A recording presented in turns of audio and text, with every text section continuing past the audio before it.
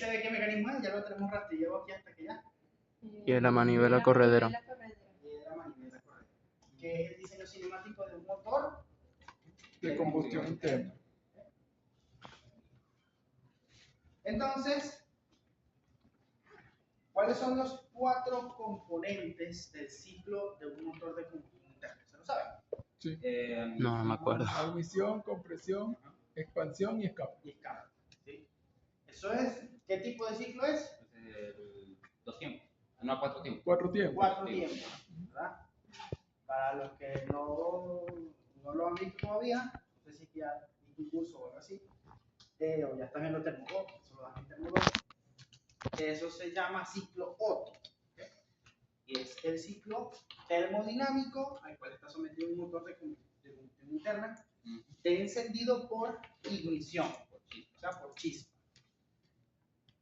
Hay otros que son motores de encendido por compresión, que son los diésel. Ellos tienen otro tipo de ciclo, que se llama ciclo diésel.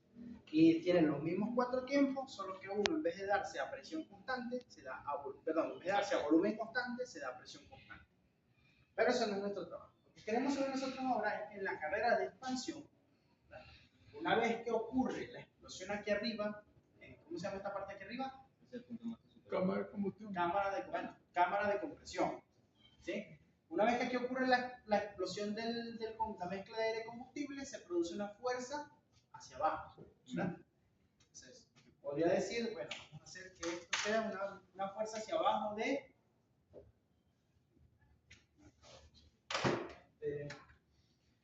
unos,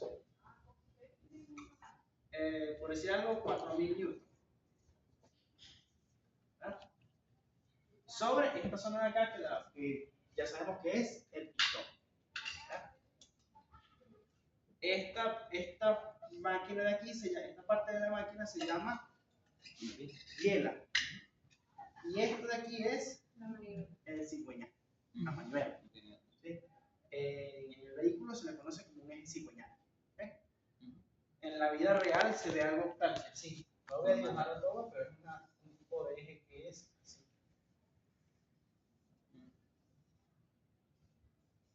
Y aquí va encastrada la biela. Entonces, cuando él gira, produce este movimiento reciprocal. ¿Okay? Entonces, yo les daría la distancia. Vamos a llamar este punto A, este punto B, este punto C. Este cuerpo lo vamos a llamar 2, este lo llamaremos 3, este lo llamaremos 4. ¿Sí? Entonces, si yo les pido, por ejemplo, hagan un análisis dinámico completo, ¿qué tendría que dar? ¿Qué datos necesitan ver ahí? Necesitamos la velocidad angular de alguno de los ejes. Yo tendría que decir una velocidad, ¿verdad? Profe, ahí. Exacto. Así se ve en un análisis 3D. Esto sería el eje cigüeñal. Ahí están las bielas, los negritos son los pistones, el bloque está transparente para que se pueda ver el movimiento. ¿Se puede quitar? Sí. ¿Se te puede hacer comida? No, se puede quitar todo. Ah, bueno, finísimo. Entonces, aquí arriba estaría el sistema de cámara de compresión que está compuesto por válvulas, martillos. ¿Así? ¿O no? ¿O eso ya no es eso? Eso es el mismo motor, solo que en la parte, por ejemplo, ya que andamos didácticos, este tipo de motor tiene 2 cámaras de compresión, ¿sí? Tiene una en un lado y una del otro. Y los cilindros, si te das cuenta, no van hacia arriba y hacia abajo, sino que van así. En B. Esos son motores en B. Entonces, cuando tú veas un motor por ahí, lo destapes, digan motor B8. Te está diciendo 8 cilindros, 4 en una cámara y 4 en la otra. También hay B6. Hay B8, B6, B10, B12. Obviamente en números pares. ¿Sí? Hay otros que son cilindros en línea, que son los 4 cilindros en línea solamente. Pueden ser 8, esos sí van hacia arriba, hacia abajo. Máximo creo que son 12, hay de 12. Entonces, bueno, estas son las cámaras de compresión y este tubo que ven aquí se llama múltiple de admisión. O sea, por ahí recibe aire. O sea, el carburador viene, pasa por ese aire, ahí donde recibe el aire y entonces produce la chispa. Eso ahí estamos viendo un adelanto de lo que va a ser termodinámica 2, segundo parcial, si me lo recuerdo. Empiezan a ver eso. Tercero. Pero si primero es entropía, después viene. Ciclo Rankine. Ciclo Rankine. Rankine y refrigeración. Empiezan a ver eso primero y después que ven otro y dicen. Otto dice igual y después viene Brighton y. Nosotros le vamos a Igual, Brighton, Otto, dice. Ay, el pongo se está jugando un solitario mientras vamos a clase. Este pana jugando Balatron, una güera. Ok. Entonces, vamos a suponer que les di una velocidad, ¿verdad? Que este cigüeñal en este momento está girando en ralentí. Una velocidad adecuada para el ralentí serían 800 RPM. ¿Verdad? ¿Qué más necesitarían si quieren hacer un análisis dinámico? La distancia desde C hasta B. Las distancias, ¿verdad? Ujú. Vamos a suponer que esto mide, no sé, 20 centímetros y el radio de esto son 5 centímetros. Si mal no estoy, también necesitaríamos las angulares, creo. A menos que no esté sometido. A menos que yo no esté dando el dibujo en escala, ¿verdad? O le esté dando aquí los ángulos, por ejemplo, este esté en 30 grados y este esté en 100 grados. ¿Sí? ¿Qué más? Creo que hasta ahí. Acuérdense que si yo voy a calcular en fuerzas inerciales, La aceleración. ¿cómo calculo la fuerza inercial? La fuerza inicial de la masa por la aceleración del centro de gravedad. Exacto, yo tengo que decirte dónde está el centro de gravedad y cuál es la masa de cada cuerpo. ¿Por qué te lo digo? Porque esas son las cosas que tienes que preguntar cuando ves un ejercicio en el examen. ¿Qué más necesito en las masas? Bueno, aquí está el centro de masa, aquí está el centro de masa y aquí el obvio. Y tengo que decir quién es M2, quién es M3 y quién es M4, ¿verdad? Y los momentos polares de inercia de cada uno. Y tengo que dar los J sub P de cada uno.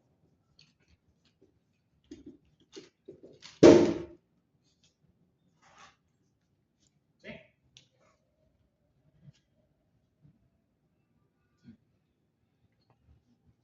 ¿Qué más tengo que dar? Creo que todo, ¿verdad? Yo creo que En el diagrama ya te estoy diciendo cuáles son las.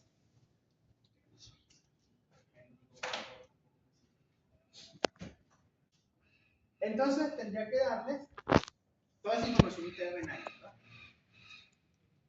Ahora, con eso yo les voy a decir, hagan un análisis dinámico completo. ¿Cuál es la función de un análisis dinámico completo? Seleccionar cojinete y además dimensionar varios. dimensionar las barras. ¿Okay? ¿Cómo selecciona el cojinete? De las reacciones. Con las fuerzas de ligadura y las reacciones, ¿verdad?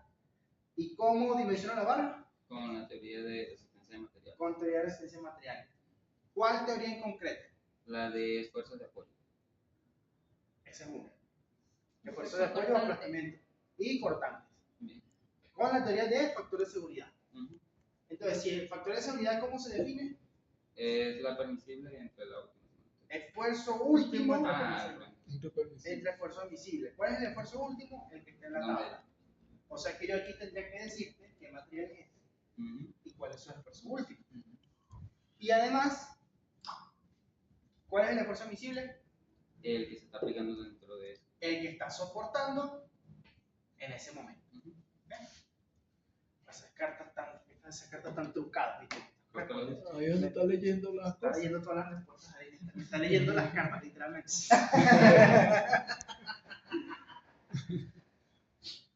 Ok.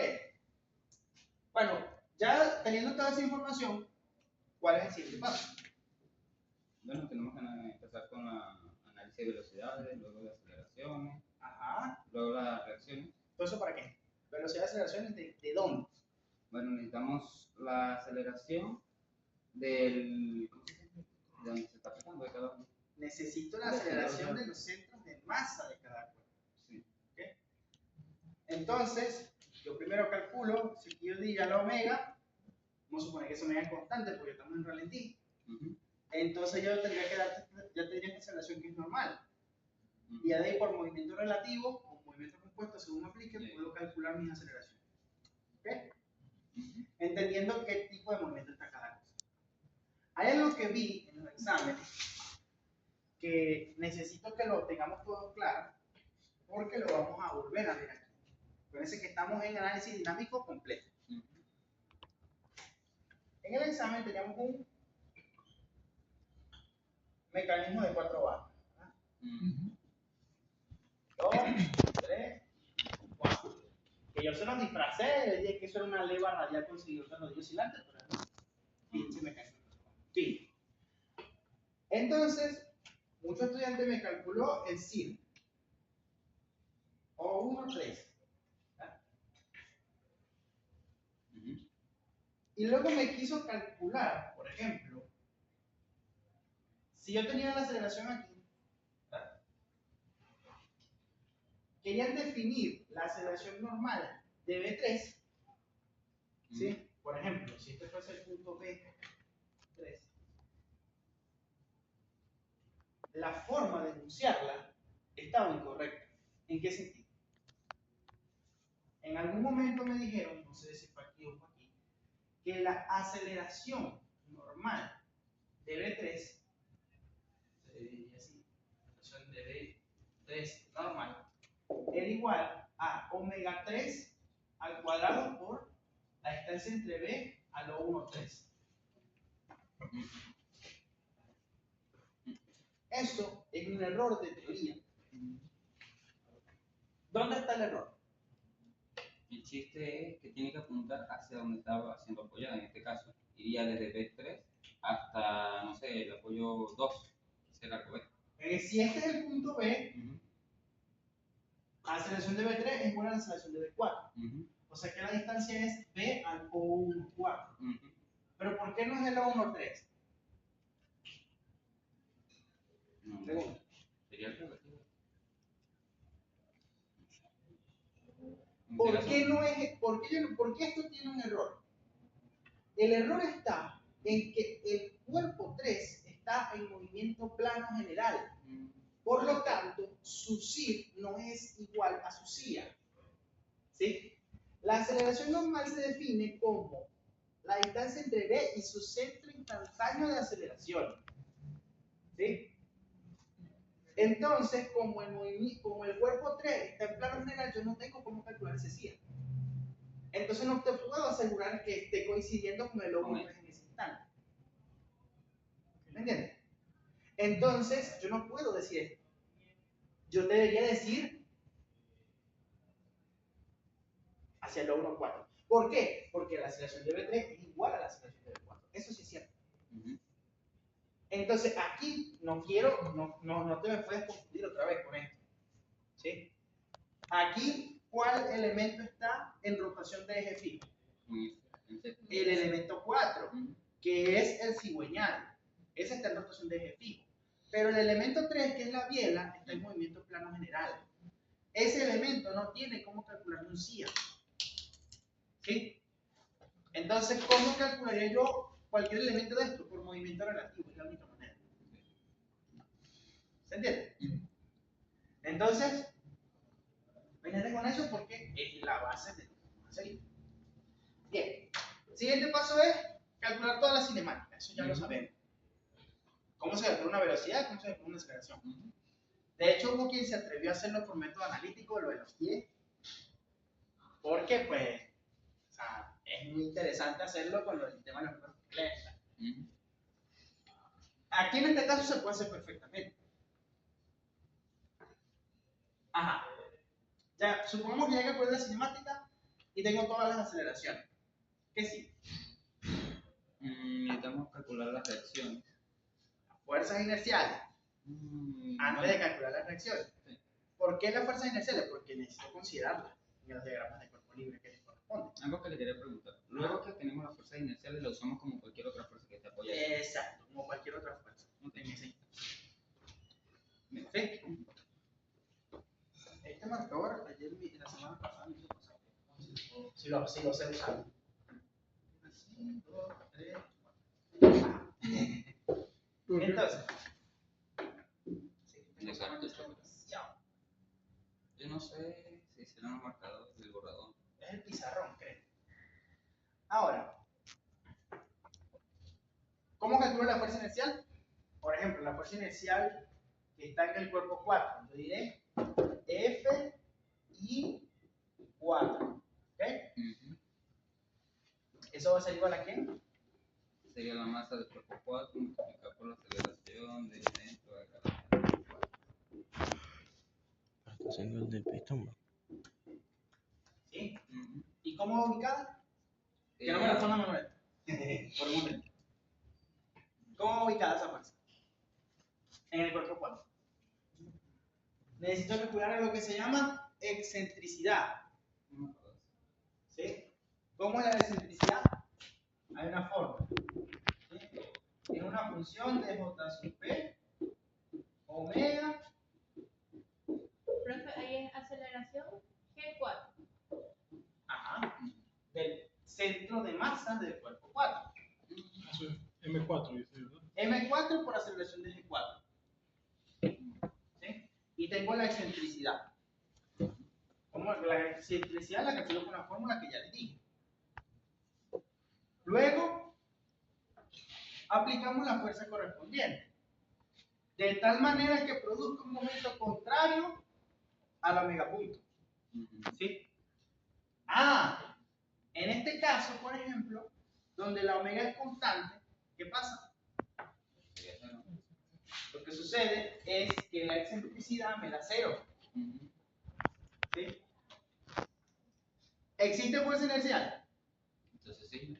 Tiene que existir. Sí. Tiene que existir porque existe una aceleración de G4. La única diferencia es que no estaría apoyada por una distancia X, sino en el mismo centro de gravedad. Va en el centro de gravedad. Y como va en la dirección de la aceleración, lo que hace es que va en sentido contrario. O sea, para hacerlo aquí rapidito, si yo tengo la fuerza hacia este lado, este es el punto G4, esta es la aceleración de G4, entonces la fuerza inercial va en sentido contrario. No serían sin paralelo porque la magnitud de la fuerza es mayor que la de la aceleración, ¿verdad? Que depende proporcional a la masa. Pero en dirección. Pero en dirección sí es antiparalela. Dirección. La profesora Milán ya la que me está tomando. Aquí todo, me imagino, o sea, no es que yo no me las quiera dar de cifrino, no es mi intención. Yo soy del gueto mismo, mejor dicho, del pueblo mismo. Pero todos tienen teléfono smartphone, ¿no? Sí. Bueno, la aplicación de Calcpad tiene una versión de navegador. O sea que puedes practicar Calcpad desde tu teléfono vía navegador, si no tengas computadora. Me entero. O sea, para que hagas, por ejemplo, los ejercicios estos de método analítico que yo les he dicho que usen con Calcpad, que yo creo que la llama era porque la había hecho por Analytics. Eso lo hice con Calcpad. Sí, ahí sale arriba del Created teléfono. with Calcpad. Ese es un programa gratuito, lo que yo ya les he dicho que lo investiguen. Y lo pueden usar desde su celular. Desde la aplicación. El único personal que les dejaría sacar el celular. Y Y es nomás para eso, para ayudar a la IA. Bien. que hazme el análisis cinemático. Sí. No, hubo uno que me hizo reír a mares porque el tipo llega y me pregunta, profesor, estoy haciendo el ejercicio de trabajo de energía. Profesor, ¿será que es necesario utilizar un modelo de fricción variable en función de la temperatura para modelar este problema? ¿O solo con un modelo de fricción constante basta? El hueso. ¿Qué? Eso era algo que yo nunca les había dicho en clase. Como que, brother, hay un poquito de pregunta en tu IA. Sí. Bueno, ahí. Ajá. Entonces ya hemos calculado fuerza inercial. Y sabemos que cuando no hay omega punto, No sé qué descargó Yender, pero descargó eso. what in Como un the- multiplicador. No sé cómo. Y se puede poner en pausa. parece un convertidor de torque, ¿no? Y uno le puede quitar aquí la partecita. Bueno, ahí viene para que se entienda. Ok. Una vez que he obtenido esto, he calculado mis fuerzas inerciales, ¿verdad? Vamos al diagrama de cuerpo libre de cada elemento. ¿Sí? Entonces, fíjate lo que está pasando, por ejemplo, en ese elemento 4. Yo tendré elemento 4, ¿verdad? Tendré su punto G4 y tendré, en este caso, supongamos que la aceleración, en este caso la aceleración es solo normal, o sea que la fuerza va hacia afuera. Eso es perfectamente posible. Ujú. ¿Qué reacción tengo abajo? Articulada, ¿no? Allá, en el diagrama. No, estoy viendo la dirección de eso. Porque si estamos diciendo que es normal, entonces debería apuntar hacia el apoyo. Claro, la aceleración sí, Sí. pero la Ujú. fuerza inicial va por otro lado. Pasa que en el cuerpo 4 lo tenemos Ah, lo accionado. dibujé al revés. Voy a poner al derecho. ¿Entiendes ese conflicto? Igual, esta también iría al revés, ¿no? No, este sí como me O esa sí no. iría. Tengo un ejemplo. En este caso de allá sí no tenemos. Vamos a hacer el diagrama de cuerpo libre del cuerpo 4. Y así entonces. Aquí. Entonces tendremos el punto G4 y la aceleración hemos dicho que va para abajo porque es una aceleración constante, perdón, normal. Entonces la fuerza inercial va Fi 4. ¿Okay? Luego tendremos la fuerza que 1 ejerce sobre 4. Y aquí tendríamos la fuerza que 3 ejerce sobre 4. ¿Sí? Entonces podemos buenamente hacer componentes radiales y transversales. Porque hay 3 cargas ahí, pero los dos no conocemos ni magnitud, ni dirección, ni sentido. ¿Sí? O sea, si hacemos una sumatoria de fuerzas, ¿cómo se vería? F14 más F4 más F4 igual a 0. Pero de esta desconoceremos magnitud y dirección. De esta desconocemos magnitud y dirección. ¿Me entiendes? Entonces tenemos que hacer componentes radiales y transversales como ya vimos en la clase anterior.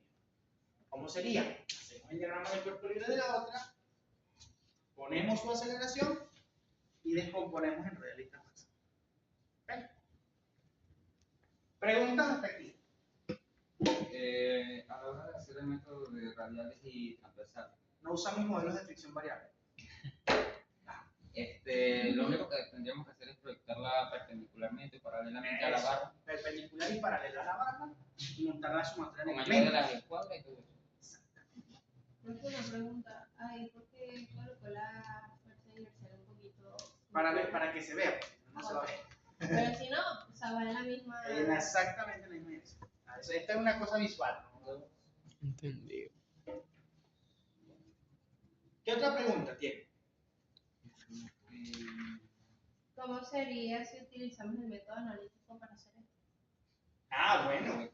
Método analítico sería, en este caso no podemos hacer esta gracia porque tenemos mucha incógnita. Pero una vez hayamos terminado de calcular fuerzas, masas, perdón, aceleraciones, ¿verdad? Haríamos polígonos de fuerza. ¿Sí? Y en los polígonos de fuerza, al ser ecuaciones vectoriales, las ecuaciones de Reyes se aplican de la misma manera. ¿Okay? Entonces, por ejemplo, puede pasar mucho esto. Que me quede así. Vamos a suponer la fuerza. Aquí se ve claramente. Imagínate que yo de la fuerza I4 ya conozco todo. Ese va a ser mi C. Y después de estas dos voy a empezar a conocer son las direcciones. Y me quedan solo las magnitudes. Entonces, cuando yo las pase al lado derecho me van a quedar en negativo. O sea, Pero eso sigue siendo Raven 2. Porque son las magnitudes. Magnitudes de 2 vectores. Ujú. Eso sigue siendo Raven 2. Pero ¿cuál es el problema? Que en lo que yo pasé para acá se me pusieron negativos. Entonces, lo que obtenga yo con Raven 2, hay que sumarle 180 grados en el ángulo. Ya se compra un poco más ahí, pero sí se puede. ¿Sí? Y marcarlo, obviamente. Eso es antiparalelo. Sí. ¿Se entiende, verdad? Eso es lo que va a suceder. Ahora, una vez que haya realizado mi método de componentes reales y transversales,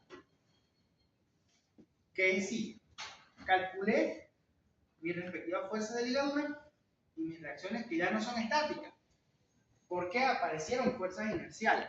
Esas reacciones ya son dinámicas. ¿Ok? Entonces, ¿qué sigue después? Aplicar ya sea la selección del cojinete, ¿verdad? O aplicar el dimensionamiento de la barra. ¿Ok? Entonces, ¿cuáles son las preguntas que te voy a hacer en el examen? Te las digo de una vez.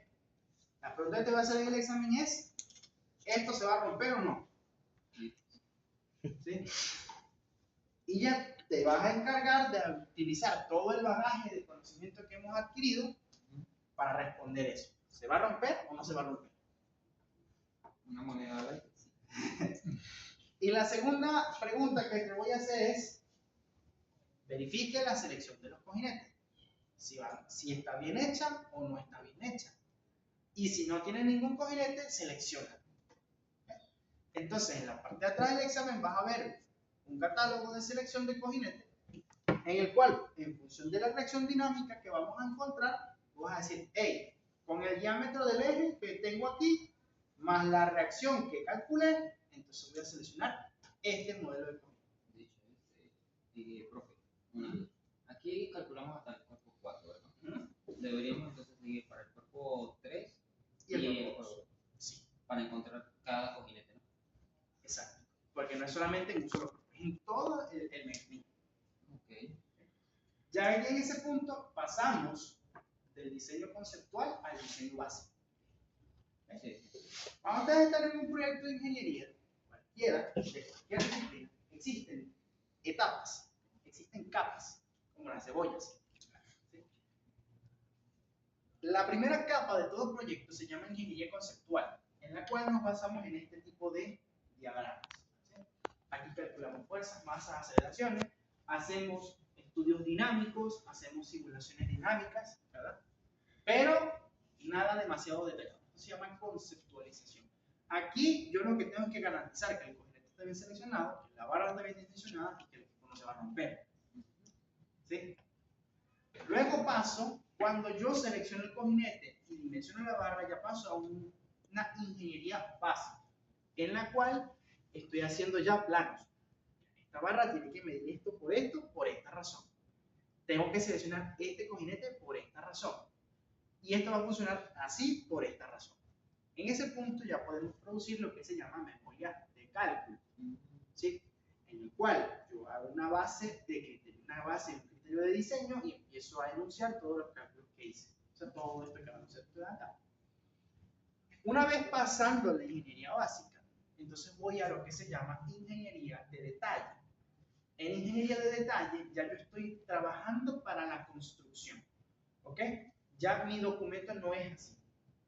Aquí ya esto se vuelve una máquina. Todos los planos tienen que ser totalmente explícitos, de tal manera que un fabricante pueda tomarlos y con ellos fabricar el equipo. Eso se llama ingeniería de detalle. Entonces ustedes pueden cobrar, digamos, por cada nivel de detalle. O cobrar un precio diferente por cada nivel de detalle. ¿Sí? Hay empresas que de repente no necesitan la ingeniería de detalle, necesitan la conceptual, solamente para saber cómo va a funcionar el sistema. ¿Sí? Y hay ingenieros, hay clientes que compran eso y después, ¿qué hacen? Contratan a un fabricante que hace todo el proceso restar. ¿Sí? Y yo me doy cuenta, ¿por qué? Porque cometen exactamente el mismo error. Por ejemplo, 5 o 6 estudiantes se me equivocaron con lo de eso de de la aceleración de B3. Y de repente el resultado estaba bueno, pero el enunciado estaba mal hecho. Y hay gente, en otros momentos, que yo les pedía, dígame una conclusión de su ejercicio. La conclusión era exactamente igual, palabra por palabra. O sea, llegó uno, resolvió, concluyó y lo pasó.